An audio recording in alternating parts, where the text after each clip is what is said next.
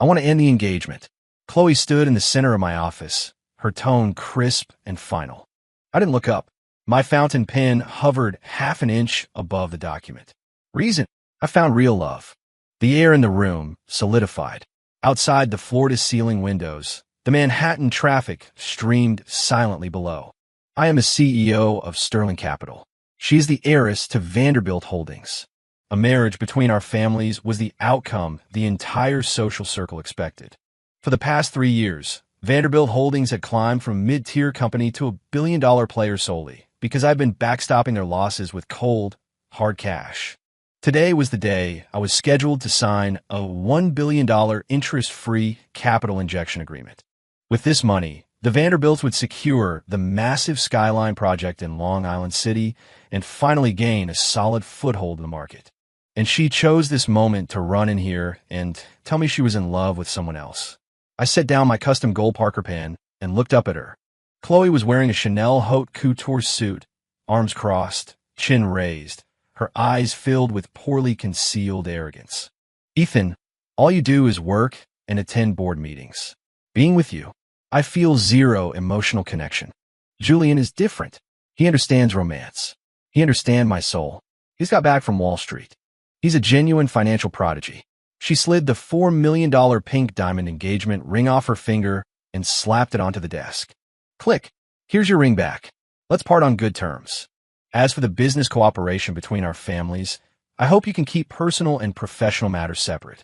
Don't sabotage the Vanderbilt projects just because our relationship didn't work out. The entitlement was breathtaking. I stared at the pink diamond glinting under the recessed lighting, a low chuckle rolling in my throat. My fingers gripped the billion-dollar contract. I found the seam and ripped it down the middle. Ryup. Chloe's pupils constricted, her brow furrowing instantly. What are you doing? I ignored her, feeding the torn contract into the shredder. The mechanical whine of blades chewing through paper was the only sound in the office. I hit the intercom button, locking eyes with Chloe. My voice was steady. Harrison, come in here. 10 seconds later, my executive assistant, Harrison, pushed open the door. Notify the finance department to stop all transfers to the Vanderbilt Skyline project, I said, leaning back in my chair, fingers interlaced. Also, have legal draft a demand letter. We are immediately recalling the $200 million in bridge loans the Vanderbilts owe us. Deadline, 3 days. Harrison glanced at Chloe's ashen face, then nodded respectfully. Understood, Mr. Sterling. Ethan, are you insane? Chloe slammed her hands on the desk, her manicured nails screeching against the wood. You're mixing personal vendettas with business. You think pulling funds will force me to bow down? I'm telling you, keep dreaming. Ms. Vanderbilt. I shifted formalities, watching her face contort with rage. Sterling Capital is not a charity. The money I poured into your family over the last 3 years was because you were my fiancé. Now that you're off chasing true love, I naturally have no reason to use my money to support another man's girlfriend. Don't try to pressure me with money. Chloe grit her teeth. Julian manages a massive venture capital fund on Wall Street. Even the scraps from his table would feed the Vanderbilt family for a decade. Do you really think we can't survive without you? Is that so? The corner of my mouth quirked up. Then I wish you a happily ever after. The door is behind you. I won't see you out. Chloe grabbed her limited edition Hermes bag, turned on her heel, and stomped toward the door. She paused at the threshold. She looked back, her eyes filled with haughty pity. Ethan Sterling, a cold-blooded animal like you who only cares about money, deserves to be unloved forever. Just wait. Julian will prove that the capital you're so proud of is worthless in his eyes. The sound of her heels striking the marble floor faded away. Harrison handed me a black coffee and asked quietly, Mr. Sterling, if the Skyline project stalls, the Vanderbilt cash flow won't last a week. I took the coffee and took a sip. Bitterness spread across my tongue. Then let it break. 8 p.m. The Grand Ballroom at the Plaza Hotel. Chloe was throwing a lavish welcome home party for her true love, Julian Chase, which doubled as their engagement announcement. On Instagram, Chloe posted a photo of their intertwined hands. Caption, letting go of the wrong one to find the right one. So grateful. My Wolf of Wall Street. Below it was a cascade of likes and sycophantic comments from her socialite frenemies. I sat in a private booth at a club across the street, watching the luxury cars pile up at the plaza's entrance through one-way glass. Harrison placed a tablet in front of me. It was streaming a live feed from inside the ballroom. Julian Chase was wearing a white bespoke suit, holding a flute of champagne, navigating the crowd with practiced ease. He had a face that women liked, and every gesture was a calculated imitation of old money mannerisms. Chloe held his arm, laughing a little too loudly, introducing him to everyone. This is Julian, a senior partner at a top Wall Street VC firm. He came back specifically to take over the Skyline project. Someone tentatively asked, "Ms. Vanderbilt, I heard Mr. Sterling pulled his funding today." Chloe scoffed, raising her voice. "He's just jealous. Pulling funding is nothing. Julian is wiring $100 million in startup capital to us tomorrow. A dinosaur like Ethan doesn't understand international capital operations." Julian patted Chloe's hand and raised his glass to the crowd. "Rest assured, everyone, the future of the Vanderbilt family is safe with me." In the booth, I watched Julian's confident face on the screen, my finger tapping rhythmically on the table. "Did you vet him?" I asked. Harrison opened a file. "We did. Julian Chase. Real name, Gary Johnson. Graduated from a community college in Ohio. He faked a degree from Wharton and has been hustling in various socialite circles abroad.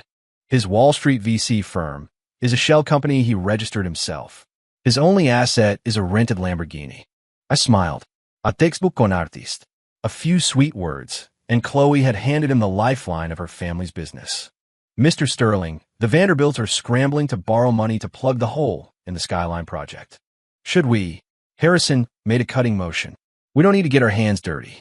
I swirl my wine, the red liquid leaving a stark trail on the glass.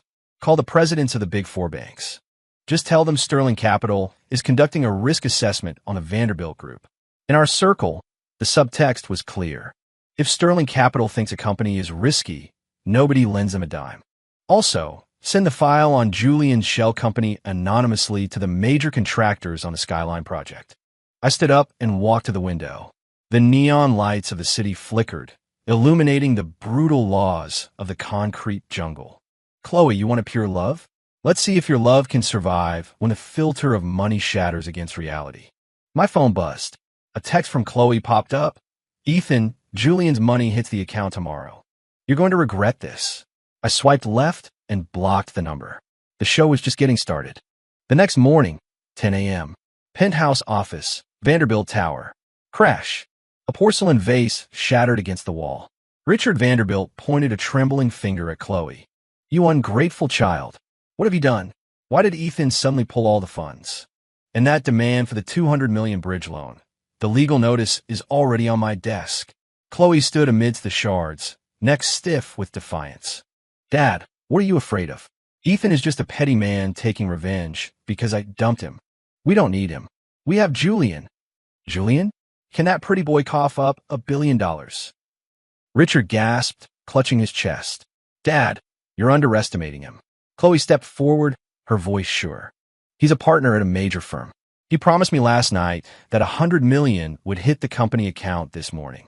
With that cash, the project continues, and we never have to look at Ethan's face again." Just then, the office door burst open. The CFO rushed in, sweating profusely, forgetting to knock. "Chairman, we have a problem." Richard's heart sank. "What now? Speak." "The banks just called. All of them. They've frozen our credit lines. All pending loan disbursements have been halted." The CFO wiped his forehead. "And the 8 major contractors for the Skyline project went on strike this morning. They're blocking the construction site, gates, demanding payment. They said, if we don't settle the balance, they'll file for involuntary bankruptcy against us." "What?" Richard's legs gave out, and he collapsed into his leather chair. Chloe froze, her face draining of color. "How can that be? Those bank presidents are your friends. You know nothing." Richard grabbed a file and threw it at her. "They were nice to us because of Ethan. Now that he's gone, who gives a damn about the Vanderbilt family?" Chloe bit her lip, refusing to admit defeat. "Dad, don't panic. I'm calling Julian right now. Once his money arrives, all of this goes away." She pulled out her phone and dialed Julian. It rang for a long time before connecting. Hello. Babe, what's up? Julian's voice sounded groggy, like he'd just woken up. Julian, when is the wire transfer coming through? The company has an emergency. We need the liquidity now. Chloe tried to keep her voice steady. Silence on the other end for 2 seconds. Chloe, here's the thing. International transfers are tricky. We hit a snag with OFAC regulations and foreign exchange controls. It might take a few more days. A few days. Chloe's voice spiked. But yesterday you said it would be here this morning. Babe, do you not trust me? Julian's tone turned cold. You don't understand how Wall Street compliance works. If you can't handle a little pressure, how are you going to run the family business? I didn't mean that. Chloe immediately softened. But the contractors are blocking the gates. The banks are freezing accounts. Look, I have a video conference with Zurich. I'll push the transfer from my end. You just hold the line. Click. The call ended. Chloe held the phone, her palms slick with cold sweat. Richard looked at his daughter's expression and understood everything. He pointed at the door and roared, "Get out. Go beg Ethan. Even if you have to get on your knees, make him take back the withdrawal order." "I won't." Chloe grit her teeth. "I'd rather die than beg that cold-blooded animal." 7 p.m. The Pierre Hotel. The annual Global Finance Summit Gala. Anyone with an invite was a titan of industry. I sat at the center table, flanked by the mayor and the CEO of Chase Bank. Harrison leaned down to whisper in my ear. "Mr. Sterling, Chloe and Julian are outside." They tried to crash the party to solicit investors, but security stopped them. I swirled the champagne in my glass. Let them in. Minutes later, the ballroom doors opened. Chloe, in a wine-red gown, walked in clutching Julian's arm. They wore plastered-on smiles, trying to force their way into conversations with the elite. "Mr. Lee, hello. I'm Chloe Vanderbilt. This is Julian Chase from Wall Street. Chairman Wong, the Skyline Project is a golden opportunity." Wherever they went, people scattered like they had the plague. Everyone knew Sterling Capital had blacklisted the Vanderbilts. Who would dare catch a falling knife now? Sweat beaded on Julian's forehead. His smile was cracking. He pulled Chloe into a corner, hissing, "I thought you said your family ran this city? Why won't anyone talk to us?" "I don't know." Chloe was fuming. "Usually these people are desperate to suck up to me." Suddenly, the house lights dimmed. A spotlight hit the main table. The host's voice boomed. "And now, please welcome the guest of honor for this summit, the hidden architect behind the global equity giant Helios Capital, Mr. Ethan Sterling." Applause thundered through the hall. Chloe's head snapped up, staring at the main table in disbelief. I stood, buttoned my jacket, and walked slowly to the podium under the reverent gaze of the city's most powerful figures. Ethan? Isn't he just the CEO of a local firm?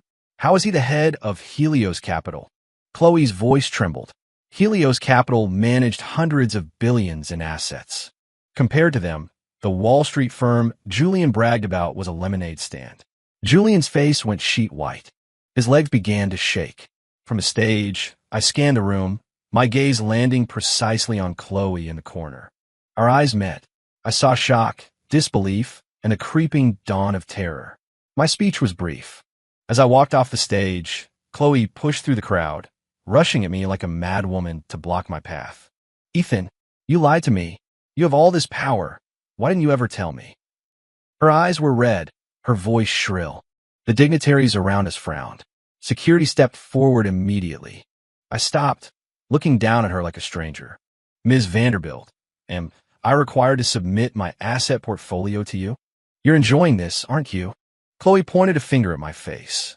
"You could use Helios funds to save my family with a snap of your fingers, but you're watching us die." I pushed her finger aside, took out a silk handkerchief to wipe my hand, and tossed it into a nearby trash can. "Chloe, get one thing straight. The Vanderbilt family is dying because you were stupid enough to hand your fate to a con man." I looked at Julian, who was cowering behind her, and smirked. "Gary Johnson, community college dropout, rented car enthusiast, scammer of socialites. That fund of yours has a registered capital of about $2,000, doesn't it?" A gasp went through the room. Julian shuddered, backing away. That's slander." Chloe whipped her head around to look at Julian, her voice shaking. Is what he said true?" Julian's eyes darted around, refusing to meet hers. Security I said, my tone dropping. Remove these trespassers. They're ruining the ambience. Burly guards moved in instantly, grabbing Chloe and Julian and dragging them toward the exit. Ethan, you can't do this to me. We loved each other. Chloe's screams echoed down the hallway. I raised a fresh glass of champagne and clinked it against the banker's glass next to me. Much better. Heavy rain lashed the city. The front gates of the Vanderbilt estate were being pounded by angry contractors. Red paint had been splashed across the ironwork, spelling out, "Pay your debts." Chloe curled up in the corner of the living room sofa, hands over her ears, trying to block out the noise. Upstairs, Richard Vanderbilt lay in bed. He had passed out yesterday from high blood pressure induced by the creditors and hadn't woken up since. Where is Julian? Where the hell is he? Chloe grabbed her phone, dialing frantically. The subscriber you have dialed is currently switched off. The robotic voice repeated on a loop. Chloe threw the phone, digging her fingers in her hair and pulling hard. 3 days. Just 3 days. Vanderbilt's stock had crashed, liquidity was zero, banks were calling in loans, and lawsuits were piling up like snow. She finally realized that the Vanderbilt family's glory over the last 3 years wasn't due to her business acumen.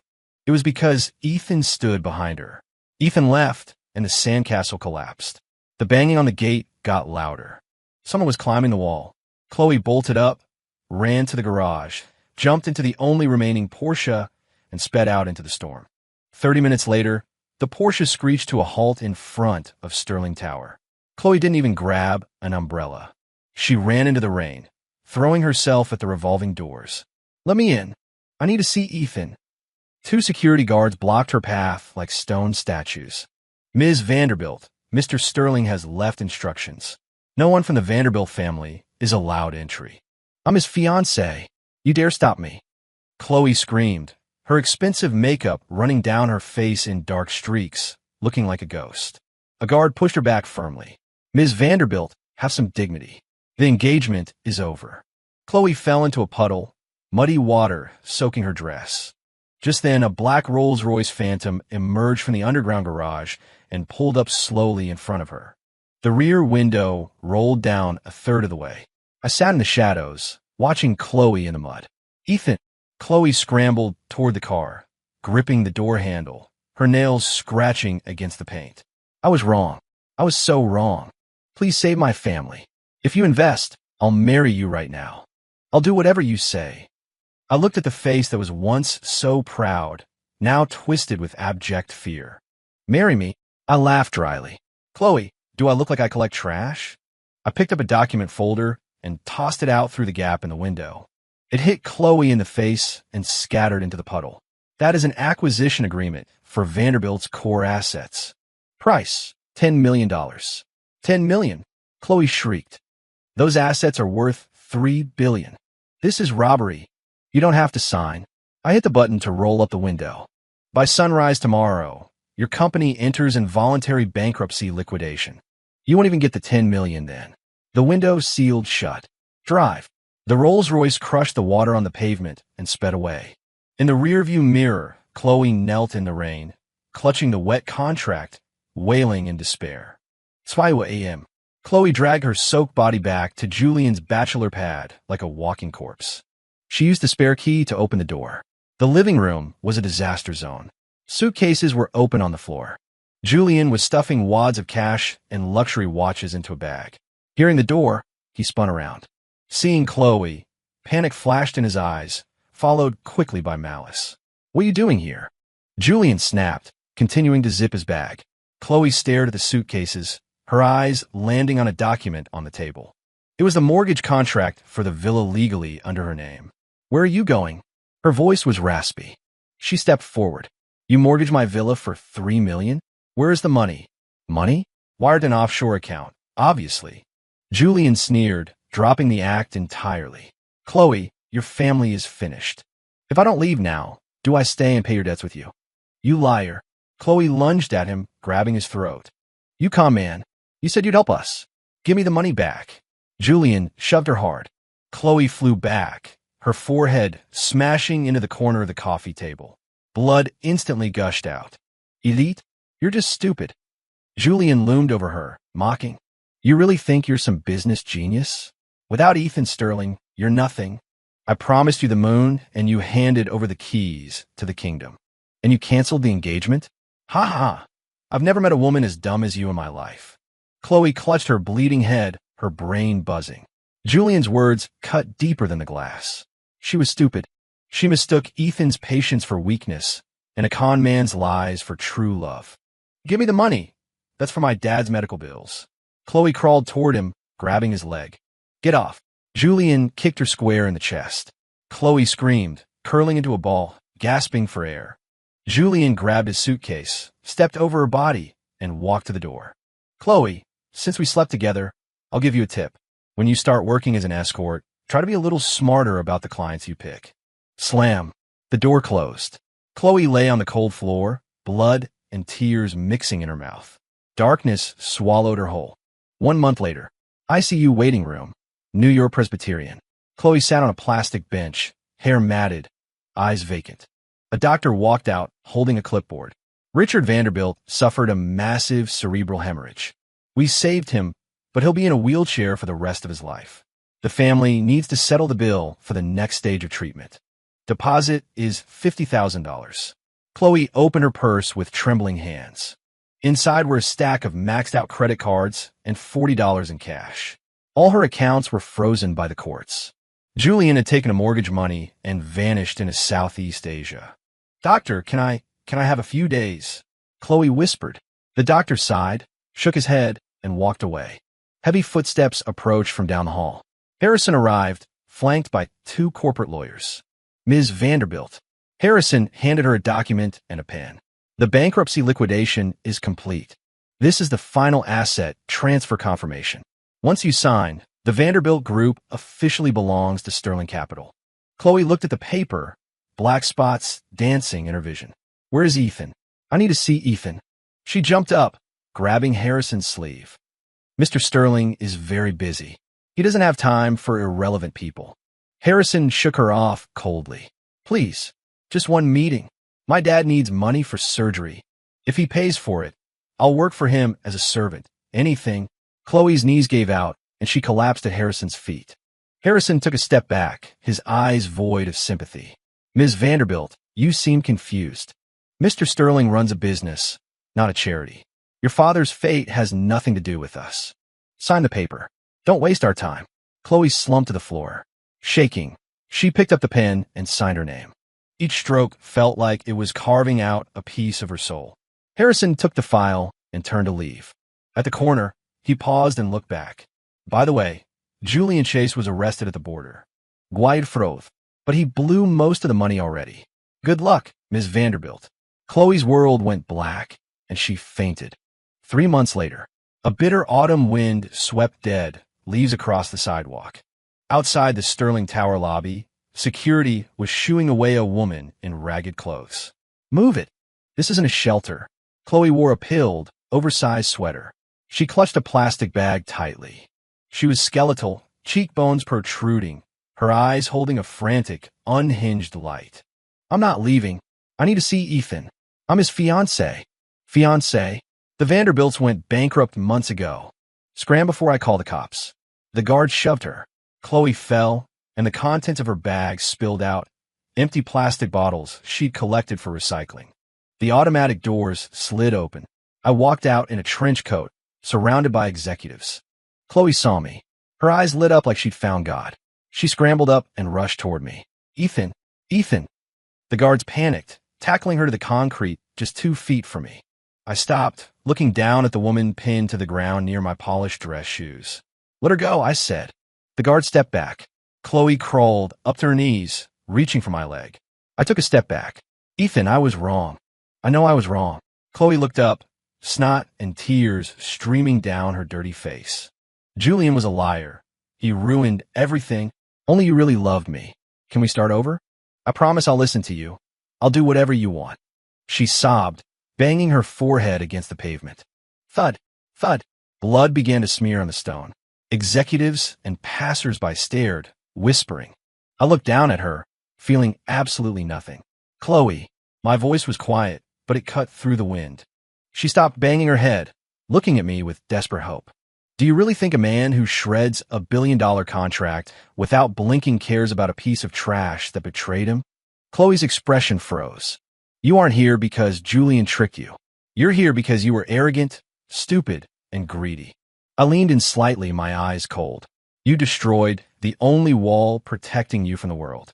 Now enjoy the mud. I straightened up and looked at Harrison. If she appears within a mile of this building again, have her arrested. Yes, Mr. Sterling. I turned and walked to the waiting car. Behind me, Chloe let out a scream that sounded like a dying animal. The car door slammed shut, silencing the noise. 6 months later, the former Vanderbilt HQ.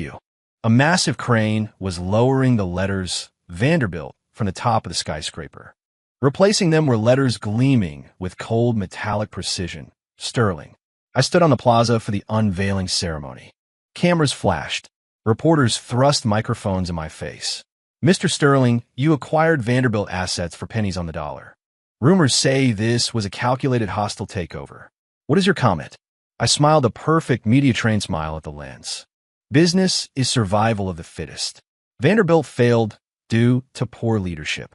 Sterling Capital stepped in to save thousands of jobs. As for the price, that was decided by the market. On the outskirts of the crowd, Chloe, wearing the bright orange vest of a city sanitation worker, leaned on a broom, staring blankly at the giant LED screen broadcasting the event. Her hands were red and cracked from cold. On the screen, I was royalty. On the street, she was invisible. The psychological break snapped something inside her. Her breathing turned ragged. Hey, quit staring and sweep. If I see one leaf on this block, I'm docking your pay. A supervisor yelled, kicking her broom. Chloe jolted. She looked at the supervisor's angry face, and suddenly, she let out a piercing, wretched laugh. Haha, I am the Vanderbilt heiress. I am Ethan Sterling's fiancée. You all work for me.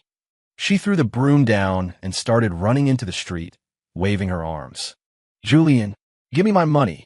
Ethan, I'm sorry, I won't cancel the wedding. Pedestrians dodged her, looking at her like she was a maniac. A street cleaner truck drove by, spraying her with freezing water. She sat in the gutter, laughing and crying, her mind completely gone. Harrison stood beside me at the ceremony, checking his phone. He whispered, Mr. Sterling, Chloe Vanderbilt just had a breakdown on Fifth Avenue. She's being taken to a state psychiatric facility. Also, Richard passed away in the nursing home this morning. I watched the red ribbon fall on the screen. Understood.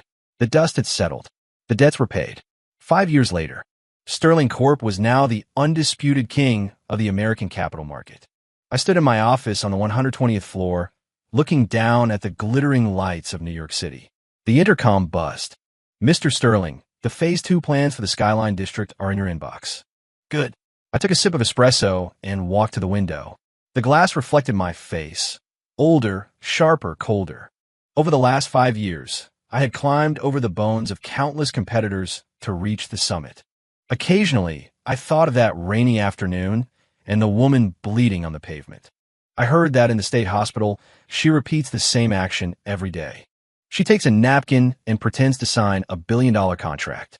Every time she signs, she smiles at the padded wall. Ethan, I signed it. The family is saved, right? Unfortunately, there are no time machines in this world, and nobody waits for a traitor. I drained the bitter coffee.